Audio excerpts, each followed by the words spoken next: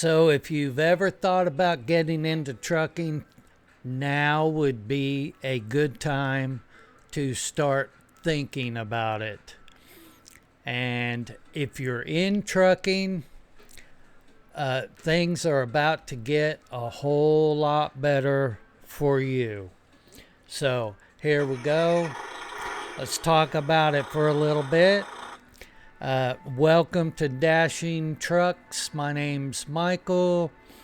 I was a truck driver back in the 80s, and I've done all sorts of things, hauling health food. I ran a flatbed for a while, hauled cattle for a little over a decade, and over the road. My last job was actually over the road. So today, the most massive trucking change ever is currently in progress. So, what is this change? The biggest change that's happening now is enforcement of what they call the ability to read, write, and speak English. This is not a new law.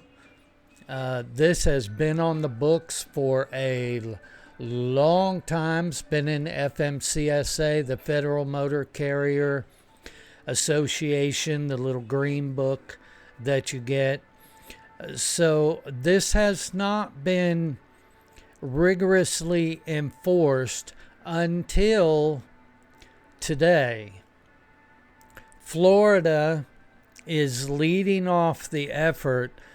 If you happen to be anywhere in or around Florida, you're going to be pulled into a scale. And what they're checking for is your ability to read, write, and speak English. Now, this is fallout from the recent, what they're calling the Florida U-turn. A truck actually tried to do a U-turn on an interstate, and 3 people were killed when they ran into the underside of the trailer of the driver. Now, this driver got an illegal license out of, I don't remember exactly which state, and then was later pulled over in New Mexico less than a year ago for speeding. And despite his ability to not be able to communicate even when getting a ticket, he was let go. And then was, I guess you could say, allowed to commit this insane maneuver on a highway which killed 3 people. And this has sparked a huge controversy, I guess, and so this has really brought to the forefront this need to get drivers off the road who do not speak English. I'm not sure about operator vehicles, but you certainly cannot drive a semi-truck if you cannot speak English in America. So you'll see on I've got my Twitter opened, and this is Sean Duffy here, and his tweet on August 24th was that the USDOT is cracking down on states and carriers ignoring trucker safety rules. Non-compliance will have serious consequences. I don't think that is our new transportation secretary just talking. I think he actually means it. He's certainly been doing a lot of press conferences.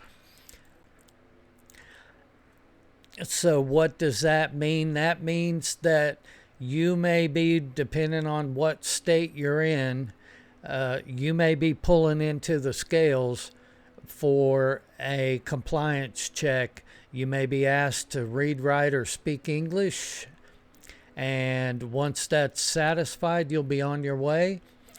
Unfortunately, the people who are most affected by this will not be watching this video because this is in English, and they don't speak English, so they may just be rolling into these scales, and they will not only be taken out of service, but I believe ICE is going to be staging at these scales as well. So they will be taken out of the truck, handed over to ICE, and then whatever procedures need to be done from there. So those of you who are already out on the road and who know how difficult it is to find a parking spot in a truck stop because you've got all these foreigners in there, or get fuel or do the normal things that need to be done during your day, you've already got a difficult job, and now it's been made harder these past 3 or 4, 5 years because of this Biden policy of giving anybody anywhere a CDL. And so why would anybody give a CDL to a foreigner? Well, because foreigners have no place to live, so they will live in their trucks, and they will be paid a whole lot less from these companies, so companies make a lot more money. And the downrange problems of running a company like this, they're not affected because they're leased the trucks, or however they've got these trucks. They've got these old junky trucks that they're not paying to keep them in proper shape. They're just basically sticking anything that's got wheels on it on the road and run it until it can't be run anymore. Make as much money as you can. Take that money, shut down this company, go open up a new company, and start it all over again. So we've got a huge mess on our hands right now. And I believe it's actually going to be dealt with. It's not going to be fixed overnight, but the solution is in the works. And we should be starting to see benefits of this. You guys that are out on the road, I'd love to hear how your thoughts and how this is affecting you, if at all. And you saw my channel name. That's also my email address, dashingtrucks@gmail. You can send me an email, or you can comment in here. Whatever works for you. Now, the immediate effect, of course, it's going to, anything that happens on the road that disrupts the flow is going to cause a little bit of consternation, I'm sure. The scales may be backed up. It may be a little bit of a wait. I don't know. But anytime you do anything like this, it's going to cause a little bit of problems. But hopefully the end result is, one, there should be better jobs coming for those who are interested in getting into trucking.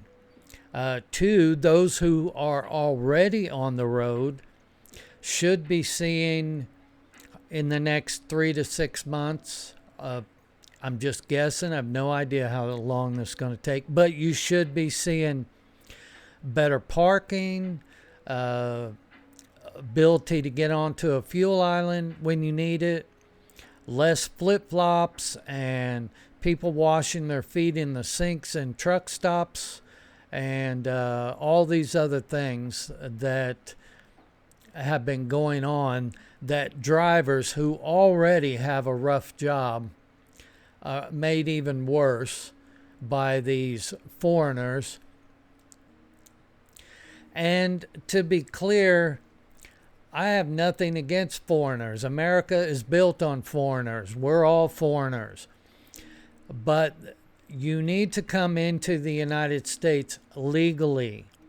And if you have a CDL and you're driving an 80,000 pound truck, you absolutely need to be properly trained and vetted and understand the rules of the road. And at a bare minimum, you must understand English. You cannot drive a truck on American roads without understanding English.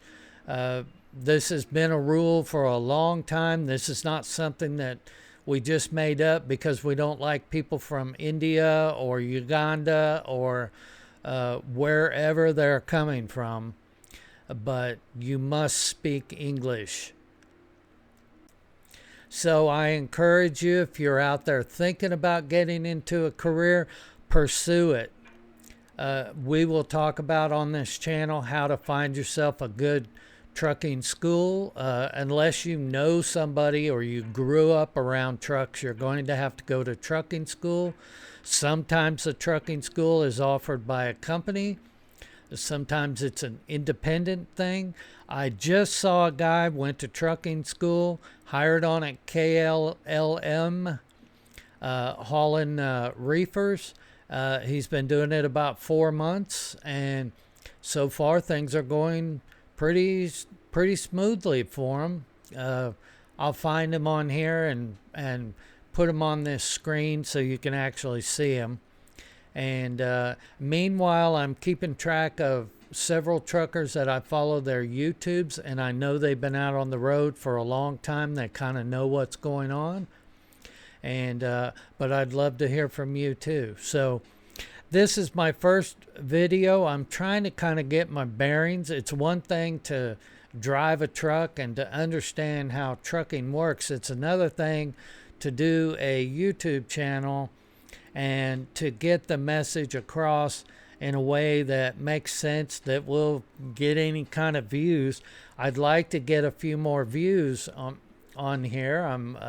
So I want to do better. So in order to do that, I bought this kind of an inexpensive mic, but it's an all-in-one thing. It's got the stand, it's got the what they call a pop shield, which is this round thing in front of me, and at least a good enough mic that hopefully you can hear me. So if you've heard me and you wouldn't mind, I think the way I do it, I'm going to close this out. I think the way there's a round thing, should be a round thing right below me. If you could smash that thing right there and subscribe to the channel, I'd greatly appreciate it.